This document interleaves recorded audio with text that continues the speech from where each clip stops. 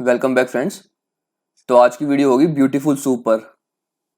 तो basically beautiful soup एक Python की लाइब्रेरी है जो वेब पेज का डेटा या फिर इंफॉर्मेशन स्क्रैप करती है। डेटा इन द सेंस जैसे ये जो HTML डेटा होता है, तो इसे स्क्रैप करने पे ब्यूटीफुल सूप हमारी हेल्प करती है। तो प्रैक्टिकली समझने के लिए सबसे पहले हम इसका पैकेज इंस्टॉल करते हैं। टर्मिनल पर जाकर करते हैं इसे इंस्टॉल। ठीक है, हमारा पैकेज इंस्टॉल हो गया। इसे करते हैं मिनिमाइज। चलते हैं इसकी डॉक्यूमेंटेशन पर। ये है इसकी डॉक्यूमेंटेशन, बाकी इसकी मैं लिंक डिस्क्रिप्शन में भी दे दूंगा। तो ये सबसे बढ़िया काम तो सेलेनियम का अल्टरनेटिव की तरह करती है। जैसे एग्जांपल अगर हम नीचे स्क्रॉल करें तो यहाँ पर एक स्ट्रिंग में HTML कोड है, और यहाँ पर फिर इसे कैसे यूज़ कर रहा है ये, लाइक पैकेज कॉल किया और सूप को इसने यहाँ पर लिखा। तो इसे भी कर लेते हैं कॉपी। तो यहाँ पर बेसिकली हमें कोई HTML कोड पास करना होगा। तो एक बार हम अपना प्रैक्टिस पेज खोलते हैं। ठीक है, तो इसका HTML कोड कहाँ पर है, अगर मैं इसे इंस्पेक्ट करता हूँ तो ये है इसका सारा HTML कोड। तो अगर मुझे ब्यूटीफुल सूप इस पेज पर ट्राई करना है तो सबसे पहले मुझे इसका HTML कोड चाहिए। तो इसे गेट करने के लिए हम रिक्वेस्ट मॉड्यूल यूज़ करेंगे। तो सबसे पहले मैं रिक्वेस्ट मॉड्यूल इंपोर्ट कर लेता हूँ। ठीक है, page HTML equals to request dot get. अब यहाँ पर उसकी URL डॉट टेक्स्ट। अब ये पेज HTML को मैं पास करता हूँ यहाँ पर, और एक बार इसे प्रिंट कराकर देख लेते हैं। सूप को करते हैं इसे रन।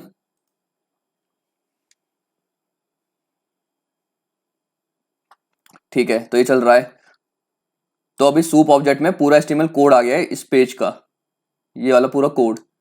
तो अगर मैं डॉक्यूमेंटेशन पर जाता हूँ तो अगर मैं सूप डॉट टाइटल करता हूँ तो मतलब अगर पेज पे कोई टाइटल है, जैसे अगर मैं हेड को भी ओपन करता हूँ तो टाइटल ये रहा पेज का।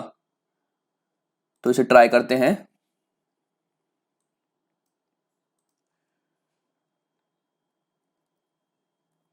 सूप डॉट टाइटल दोबारा रन करते हैं।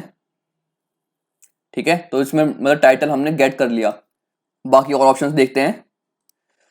तो अगर मुझे टाइटल का नेम, मतलब मुझे एग्जैक्टली चाहिए कि टाइटल क्या है, तो यहाँ से टाइटल डॉट नेम्स आएगा। स्ट्रिंग कि मतलब उसके अंदर कौन सी स्ट्रिंग प्रेजेंट थी, तो उस स्ट्रिंग करने के लिए यहाँ पर ये डालना पड़ेगा टाइटल डॉट स्ट्रिंग। सेम अगर जैसे मुझे पता है कि ये टाइटल है और टाइटल के अंदर ये टेक्स्ट है। सेम अगर मुझे यहाँ पर चाहिए तो यहाँ पर ये टाइटल तो आ रहा है, अब मुझे इसका टेक्स्ट चाहिए, तो मैं डॉट गेट टेक्स्ट कर दूंगा। एक बार से ट्राई कर लेते हैं। सेम मान लीजिए मुझे ये जो लिंक है ना, इसका HTML पूरा चाहिए। तो मैं ये कैसे करूंगा, जैसे मैंने अभी सूप डॉट टाइटल से वो टाइटल वाला आ गया था, मतलब टाइटल टैग का आ गया था पूरा। ऐसे अगर मुझे लिंक चाहिए तो मैं सूप डॉट लिंक करूंगा। तो देखिए बार बार रन करने से बेटर है कि मैं यहाँ पर एक डीबग पॉइंट लगा देता हूँ। इसे करते हैं डीबग।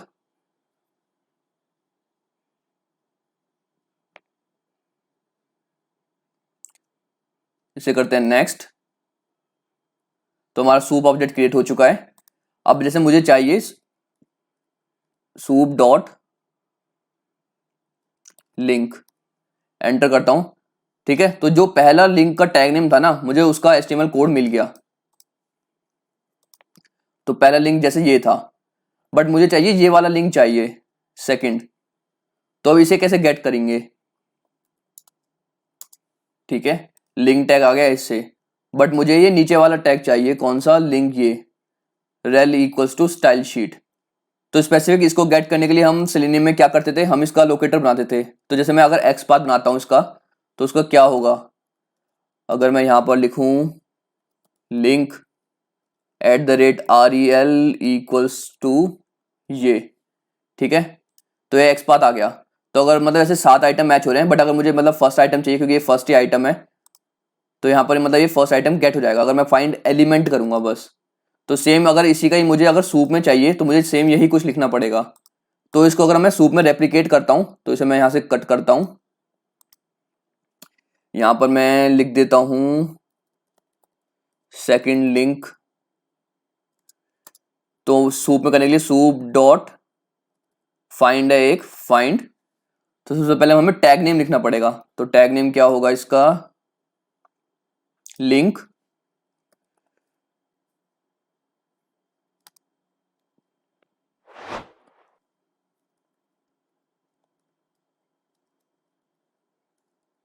और REL की वैल्यू स्टाइल शीट। ठीक है, तो अगर मैं से यहां से कॉपी करके इसमें चलाता हूं तो ये चल रहा है। ठीक है, तो इसने मुझे उसका HTML कोड रिटर्न कर दिया। तो अगर मैं इसे सेलेनियम से करता तो मैं XPath का ये लोकेटर बनाता, वहीं अगर मैं सूप से कर रहा हूं तो मुझे ऐसे लिखना है, पहले मतलब टैग नेम, फिर एट्रीब्यूट, फिर उसकी वैल्यू।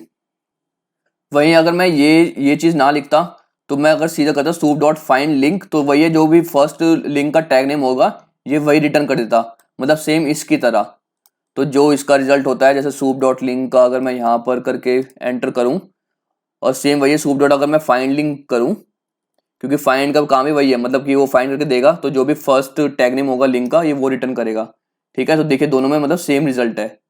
तो मतलब अगर मैं इसको यहाँ पर सेकंड कर दूं मेथड, किसको मतलब किस तरीके से और लिख सकते हैं, तो फाइंड लिंक, यस। तो अगर भैया कि अगर टैग नेम कॉमन है, अगर मुझे कोई स्पेसिफिक चाहिए तो स्पेसिफिक मतलब उसमें कुछ एट्रीब्यूट डिफरेंट हो सकता है, तो एट्रीब्यूट के हिसाब से भी हम उसे कॉल करेंगे। थोड़ा सा और देखते हैं अब, जैसे इसमें, तो अब इसमें हम लेट्स से हम लेते हैं कि मुझे ये वैल्यू चाहिए, इनपुट वैल्यू इक्वल टू रेडियो1, मुझे ये टैग नेम चाहिए। तो इसके लिए मतलब टैग नेम वही हो गया इनपुट, और एट्रीब्यूट है वैल्यू, और ये है इसकी वैल्यू है रेडियो1, तो सेम वही है। या फिर मैं इसे इस तरीके से भी गेट कर सकता हूं, जैसे अगर मैं यहां पर लिखूं, मान लीजिए मैं इनपुट टैग लिखता हूं, मतलब नेम हम कुछ भी अभी रख रहे हैं, तो इसको मैं ना इसके एट्रीब्यूट और वैल्यू से भी कॉल कर सकता हूं। तो अभी एट्रीब्यूट है ये वैल्यू, मतलब जरूरी नहीं है कि मुझे टैग नेम देना ही है, और इसकी वैल्यू है रेडियो1, यहाँ पर रेडियो1। तो वही अगर मैं इसे यहाँ से रन करके इसमें रन करूं, देखिए मैं इसमें डिबगर में इसलिए रन कर रहा हूं ताकि मुझे बार बार ये रन ना करना पड़े। तो अगर मैं एंटर करता हूं मैं, तो देखिए कुछ भी रिजल्ट नहीं आया, तो मतलब ना उसे ये समझ नहीं आया कि यहाँ पर ना हमने एट्रीब्यूट एंड वैल्यू पास किए हैं, तो हमें यहाँ पर ना ये पास करना पड़ेगा ATTRS। तो इसे पता चलता है कि यहाँ पर ना हमने कोई एट्रीब्यूट और उसकी वैल्यू पास की है। तो अगर मैं इसे अब कॉपी करूं, पेस्ट करूं, ठीक है, तो अब इसने रिटर्न कर दिया। इसे थोड़ा सा बड़ा कर देते हैं, तो अब इसने मुझे रिटर्न कर दिया है। तो वही है कि ये ना ऑप्शनल है, तो यहाँ पर तो हमने टैग नेम दिया था, तो इसलिए पता है कि ये टैग नेम है और ये इसका एट्रीब्यूट एंड वैल्यू है, बट यहाँ पर हमने टैग नेम नहीं दिया था, तो इसलिए हमें यहाँ पर ये पास करना पड़ा। तो ये मतलब ऑप्शनल है इसके लिए कि अगर हम टैग नेम प्रोवाइड करते हैं तो, मतलब अगर मैं इसे यहाँ से कॉपी करके यहाँ पेस्ट करूँ तो ये अब भी चल जाएगा, बट अगर मैंने टैग नेम नहीं दिया तो मुझे ये पास करना ही होगा। तो ब्यूटीफुल सूप में ना बस यही है, जैसे कि सेलेनियम में क्या था कि हमें बस XPath बनाना आना चाहिए था, तो सेम वही है कि मतलब हमें ब्यूटीफुल सूप में बस हमें एलिमेंट को फाइंड करना आना चाहिए। अगर हम यहाँ से एलिमेंट एक्सट्रैक्ट कर पा रहे हैं कोई सी भी वैल्यू, तो बस हमारा काम हो गया। तो अब और नेक्स्ट एग्जांपल्स देख लेते हैं। अब देखिए अगर आपके पास कोई टास्क आता है कि मतलब आपको देखना है कि टोटल रेडियो बटन कितने हैं, तो हम इनपुट टैग देखेंगे, तो इनपुट टैग अभी है यहाँ पर 3, तो मतलब हम बता सकते हैं कि अभी 3 रेडियो बटन है। तो वहीं अगर मुझे इसका XPath बनाना होता तो मैं कैसे बनाता, मैं यहाँ पर लिखता इनपुट वैल्यू इक्वल्स टू, नहीं sorry, name equals to radio button, क्योंकि नेम ना तीनों में कॉमन है। चलिए मैं एक बार लिखकर दिखाई देता हूं आपको, जैसे मैं अगर लिखता input @ name equals to radio button, ठीक है, क्योंकि रेडियो बटन तीनों में कॉमन है, तो यहाँ पर 3 एलिमेंट्स आ गए, तो इससे मतलब मुझे पता चलता है कि 3 रेडियो बटन है। बट अगर ऐसा कुछ कॉमन ही नहीं हुआ, तो मान लीजिए यहाँ पर ना नेम एंड ये क्लास या फिर ये टाइप, ये तीनों चीज प्रेजेंट नहीं है, बस वैल्यू ही प्रेजेंट है, तब हम इसका XPath कैसे बनाते। तो मैं अगर यहाँ पर वैल्यू करता, और यहाँ पर तो अब वैल्यू इसकी रेडियो1 है, रेडियो2 है, रेडियो3 है, मतलब यहाँ पर वैल्यू कॉमन नहीं है, तो इन तीनों में मतलब कॉमन क्या है, कॉमन है रेडियो।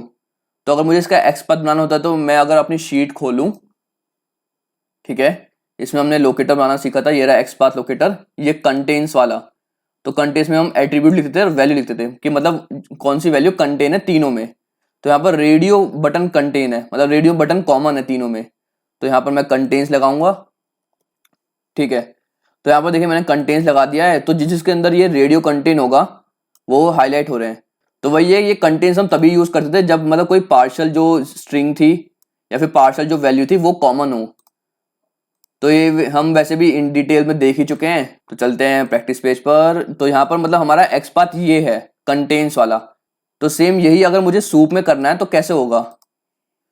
तो अब तो इसको करने के लिए चले मान लेते हैं कि मुझे नहीं आता कि ये कैसे करना है, तो मैं करता हूँ Google search, how to get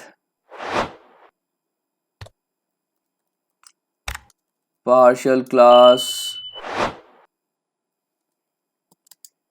in beautiful soup Python.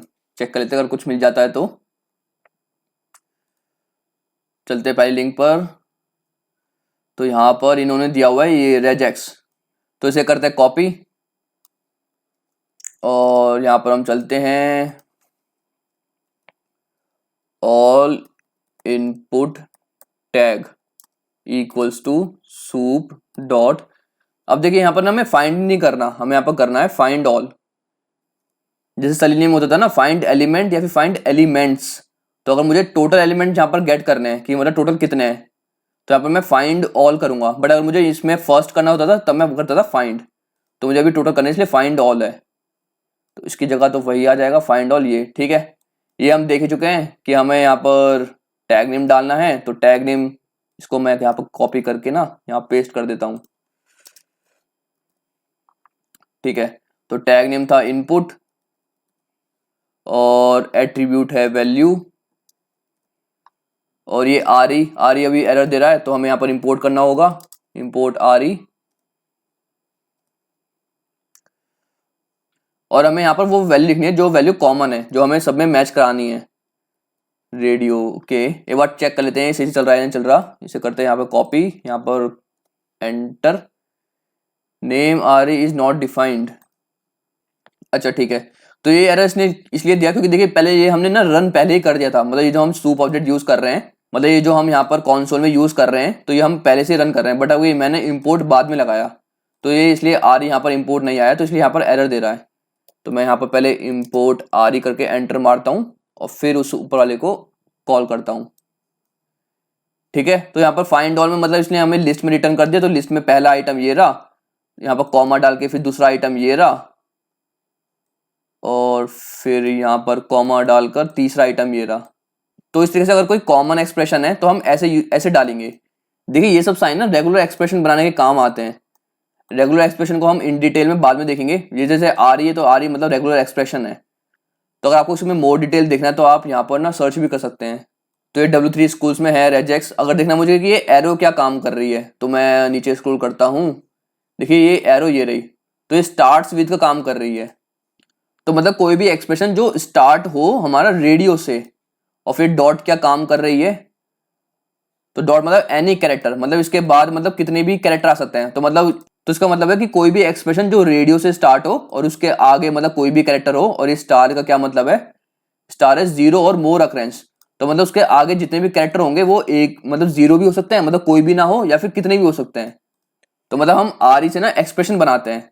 तो अभी जैसे यहाँ पर ना थोड़ा फॉल्ट है कि इसका मतलब कि ये स्टार्ट विद रेडियो से हो, बट अगर मुझे ए आर नहीं चाहिए, मुझे तो यही चाहिए ADIO। तो अगर मैं यहाँ पर जाता हूँ, ये आर में हटा देता हूँ, ठीक है, तो अभी भी 3 कॉमन है क्योंकि कंटेन में तो ये ADIO भी आ रहा है। वहीं सेम अगर मैं ये आर हटा देता हूँ, डीबग पर चलते हैं वापस, आर हटा देते हैं, तो ठीक है, तो इसने मतलब हमें एक भी एक्सप्रेशन नहीं दिया क्योंकि हमने यहाँ पर डाल रखा था ये है स्टार्ट विद, तो ये स्टार्ट विद ADIO हो, बट अभी इसमें कोई ऐसा कुछ से एलिमेंट ही नहीं मिला जो ADIO से स्टार्ट हो। तो यहाँ पर भी हमें वही करना पड़ेगा कि मतलब यहाँ पर या तो एक कैरेक्टर आ जाए या फिर एक से ज्यादा कैरेक्टर आ जाए।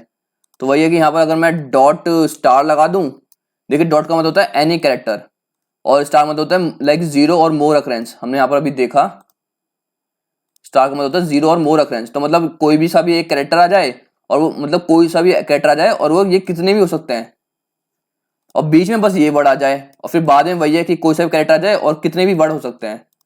तो अब इस तरीके से अगर हम कोई भी मिडिल का लिखेंगे लाइक DIO भी अगर मैं लिखता हूं, ठीक है, DIO लिखने के बाद भी ये चल रहा है, तो इसको कर देते हैं मिनिमाइज, यहाँ पर लगा देते हैं हम डॉट एंड स्टार। बाकी हम इस रेगुलर एक्सप्रेशन को इन डिटेल किसी और वीडियो में देखते हैं। बाकी फिर हम इसमें फॉर लूप भी लगा सकते हैं क्योंकि अभी ये हमारा मतलब लिस्ट रिटर्न कर रहा है, तो जैसे अगर मुझे इसमें कुछ चाहिए, जैसे क्लास की वैल्यू चाहिए सबकी, तो मैं फॉर लूप लगा दूंगा। जैसे मैं इसको, चलिए मैं यहाँ ही लिख देता हूँ, like for tag in all tag input. तो मुझे क्या चाहिए टैग डॉट गेट, गेट में मुझे वैल्यू चाहिए, इसकी वैल्यू लिख देते हैं, गेट वैल्यू। ठीक है, एक बार इसे स्टॉप करके दोबारा से रन करते हैं। हम इसे प्रिंट तो करा नहीं रहे हैं, प्रिंट कराते हैं पहले।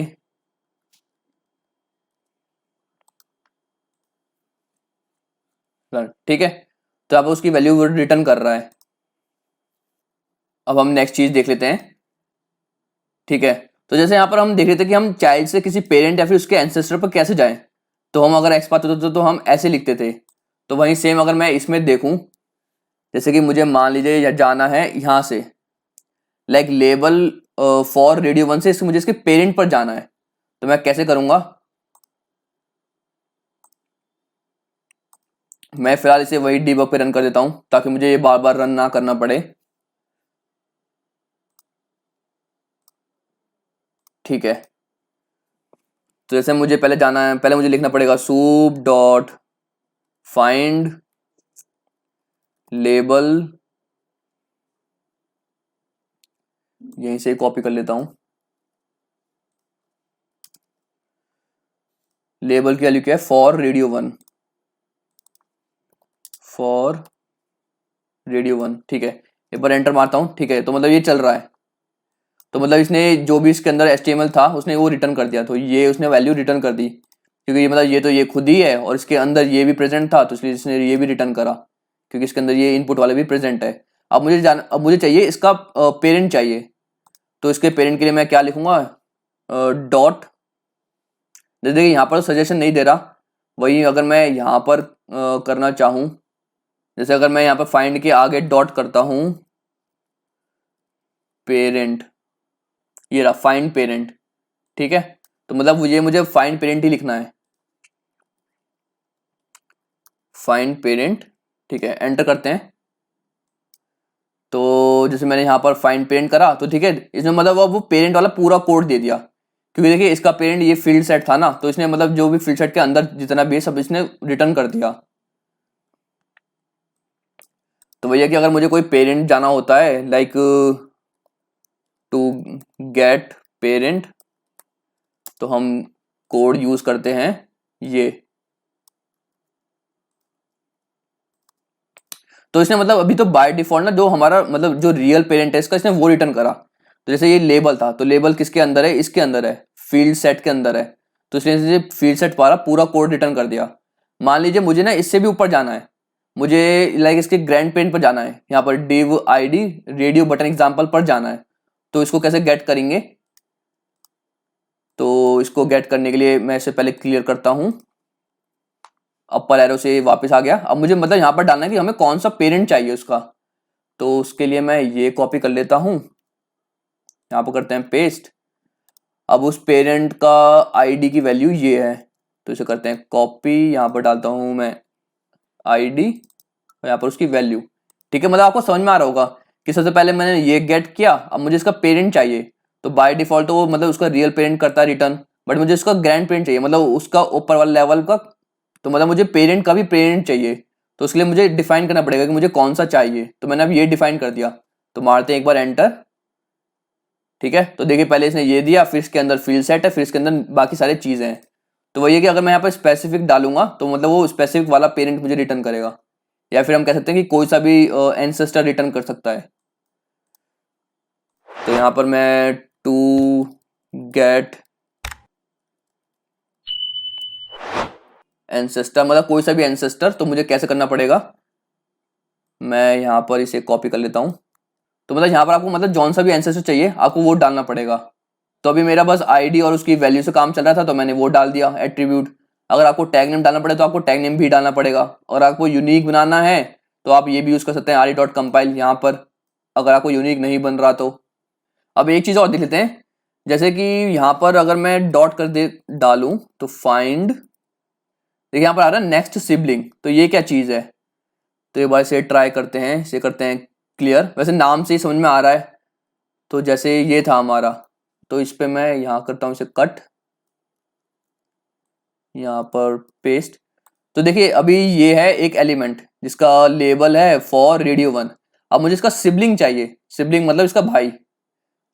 तो अगर मैं इसको मिनिमाइज करूं तो देखिए अभी हम यहाँ पर हैं, तो मुझे इसका सिबलिंग चाहिए, तो इसका भाई यही हुआ क्योंकि मतलब ये सेम लेवल पे है, ये इसके अंदर है, तो मतलब ये इसका चाइल्ड है, बट हम मुझे इसका सिबलिंग है ये, क्योंकि दोनों सेम लेवल पर हैं। तो अगर मुझे सिबलिंग चाहिए तो मैं एंटर करता हूँ, ठीक है। तो उसने सेकंड वाला दे दिया मुझे रिटर्न। तो अब मैं यहाँ पर भी लिख देता हूँ टू गेट सिबलिंग। तो सिबलिंग गेट करने के लिए सिंपली हमें ये यूज करना है। और अगर मुझे स्पेसिफिक करना है कि मुझे कौन सा सिबलिंग चाहिए, क्योंकि अगर हम बाय डिफॉल्ट करेंगे तो ये नेक्स्ट सिबलिंग देगा, बट मुझे चाहिए भाई ये वाला।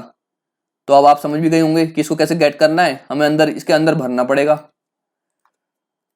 तो इसके अंदर भरने के लिए मैं यहीं से ही कॉपी मार देता हूं।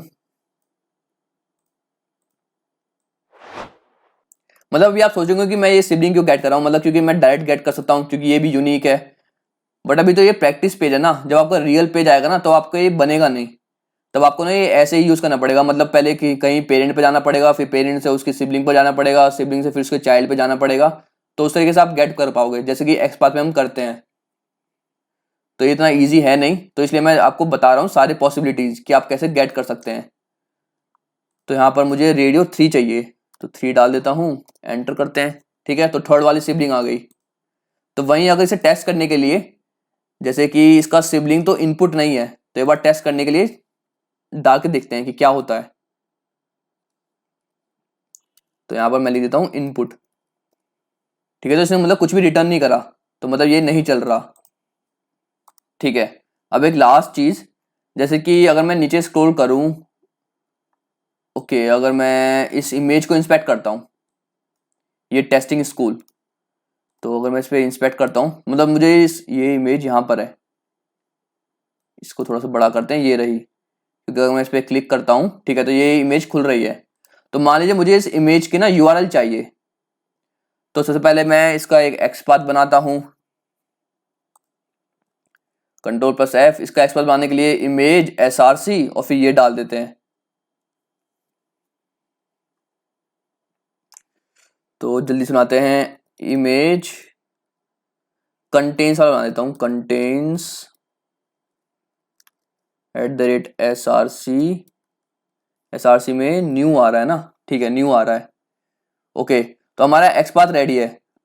तो भैया अगर मुझे इसकी यूआरएल चाहिए होगी तो मैं सबसे पहले फाइंड एलिमेंट बाय एक्सपाथ करके ये, फिर डॉट गेट एट्रीब्यूट। अब मुझे किसकी वैल्यू चाहिए, एसआरसी की वैल्यू चाहिए, तो एसआरसी डाल दूंगा एट्रीब्यूट में एसआरसी। तो एसआरसी एट्रीब्यूट की वैल्यू रिटर्न कर देगा। तो सेम अगर हम ये यहाँ पर करेंगे तो कैसे करेंगे, मतलब वही है कि फाइंड एलिमेंट बाय ये, क्योंकि हमने यहाँ पर एक्सपाथ कंटेंट्स बनाया तो हमें ये यूज करना पड़ेगा। फिर डॉट गेट कर दूंगा कि जैसे यहाँ पर डॉट गेट, मतलब हमें कौन सी एट्रीब्यूट की वैल्यू चाहिए, तो वो एट्रीब्यूट यहाँ पर। तो सेलेनियम में होता है गेट एट्रीब्यूट और इसमें होता है डॉट गेट। तो एक बार इसे ट्राई करते हैं। तो मैं यहाँ पर बनाता हूँ लिंक src और ये है न्यू, ठीक है। इसे एक बार आप प्रिंट कर देते हैं लिंक को, इसे रन करते हैं दोबारा से, ठीक है। इसने नन रिटर्न करा। अब मतलब देखिए नन रिटर्न करने के ना काफी सारे रीजन हो सकते हैं, या तो मतलब मैंने यहाँ पर कुछ गलती कर दी बनाने में, या फिर इसे सच में ये मिला ही नहीं। बट ये अगर मैंने यहाँ पर गलती नहीं बनाया तो ये तो प्रेजेंट है, तो ये इसे मिला कैसे नहीं। तो एक बार से डीबग करते हैं। तो मैं लगाता हूँ यहाँ पर डीबग, इसे कर देते हैं डीबग, क्योंकि देखिए मेन तो हमारा ऑब्जेक्ट सूप है, हम बाकी सूप के अंदर सारा ढूंढ रहे हैं। तो अगर मैं यहाँ पर हमारा सूप है, तो यहाँ पर अगर मैं देखिए व्यू करता हूँ, तो ये है हमारा सारा सूप ऑब्जेक्ट के अंदर का। अब हम इसके अंदर ढूंढ रहे हैं, तो एक बार इसके अंदर ढूंढ लेते हैं ये यूआरएल की प्रेजेंट है भी या नहीं। तो इसके यूआरएल का कुछ पार्ट है QA_slide, तो मैं यही सर्च कर लेता हूँ, Ctrl+F QA_slide। QA_slide देखिए यहाँ पर प्रेजेंट नहीं है, 0 रिजल्ट, बट यहाँ पर QA_slide है। अगर मैं यहाँ पर सर्च करूँ QA_slide तो ये प्रेजेंट है। तो हमें मतलब मिल क्यों नहीं रहा। एक बार इसका ना मेन पेरेंट क्लास पर चलते हैं। तो इसकी मेन पेरेंट क्लास कौन सी है, ठीक है, ये रहा। तो ये इसके अंदर है आई फ्रेम आईडी, क्योंकि इसके अंदर ये रहा यहाँ पर, फिर इसके अंदर बॉडी है, फिर बॉडी के अंदर कोई डिव प्रेजेंट थी, शायद ये डिव थी, और इस डिव के अंदर हम यहाँ ढूंढ रहे हैं। तो वही है कि मतलब इसका जो मेन है वो है यहाँ से, ये यहाँ से चल रहा है इस आई फ्रेम से। तो अगर मैं इसे सर्च करता हूँ, लाइक इसको करते हैं search ID equals to course iframe, क्योंकि अगर मैं यहाँ पर सर्च करूँ तो एक आइटम है, तो सेम मैं यहाँ पर भी सर्च करके देख लेता हूँ। तो ये सूप के ऑब्जेक्ट की सारी वैल्यू है, इसमें करते हैं हम सर्च। ठीक है, तो मतलब इसे ये तो मिल रहा है, आई फ्रेम तो मिल रहा है। देखिए आई फ्रेम यहाँ से बनना स्टार्ट हुआ, आई फ्रेम ये रहा, ID ये रही, बट देखिए आई फ्रेम के अंदर का ना यहीं पर ही क्लोज हो गया ये आई फ्रेम, क्योंकि ये स्लैश है, स्लैश आई फ्रेम, इसका मतलब ये जो टैग है यहाँ पर ओपन हुआ, मतलब यहाँ से स्टार्ट हुआ और यहाँ पर क्लोज हो गया। तो मतलब इसके अंदर का एलिमेंट ना सूप में प्रेजेंट नहीं है। तो जैसे ये इसका आई फ्रेम यहाँ से स्टार्ट हुआ, तो इसे मैं अगर मिनिमाइज करता हूँ, ठीक है, ये रहा आई फ्रेम यहाँ पर क्लोज हुआ, बट इसके अंदर देखिए ये जो डॉक्यूमेंट है, ये सारा ये जो जितना भी एलिमेंट था ये वहाँ पर प्रेजेंट नहीं है। तो ये सूप की लिमिटेशन, कि मतलब हम सूप ना हर जगह यूज नहीं कर सकते। तो जैसे कुछ एलिमेंट वो होते हैं जो पेज रीलोड होने के बाद ही यहाँ पर मतलब अपेयर होते हैं, बाकी इसके अलावा कुछ एलिमेंट ऐसे होते हैं जो पेज रीलोड होने के बाद चेंज हो जाते हैं। जैसे कि एग्जांपल अगर मैं इसे इंस्पेक्ट करूं, तो जैसे इसका अभी है label for equals to radio 1, तो ये इनिशियली अभी लेवल ये है, बट जब ये पेज रीलोड होकर ओपन हो जाएगा ना, तो मान लीजिए इसकी वैल्यू भी ना चेंज हो सकती है या फिर अपडेट हो सकती है। तो अगर हम सूप से गेट करेंगे तो या तो हमें वो ओल्ड वाली मिलेगी या फिर वो मिलेगी ही नहीं, वो बोलेगा कि यहाँ पर मतलब प्रेजेंट ही नहीं है। तो ओवरऑल सूप की ये लिमिटेशन है कि अगर मतलब कोई भी एलिमेंट पेज रीलोड होने के बाद अपेयर होता है या फिर पेज ओपन के बाद वहां पर वैल्यूज उसकी चेंज हो जाती हैं, तो वो सूप से गेट नहीं हो सकती। तो अगर आपको लगे कि आप मतलब सब कुछ सही कर रहे हैं बट अगर आपका एलिमेंट ही नहीं मिल रहा, तो आप सबसे मेन है कि आप सूप खोलिए, इसको मतलब टोटल व्यू करिए और यहाँ पर आप सर्च करिए। वरना बाकी ओवरऑल ये वेब स्क्रैपिंग के लिए तो बहुत ही बढ़िया टूल है, आपको इसे जरूर ट्राई करना चाहिए।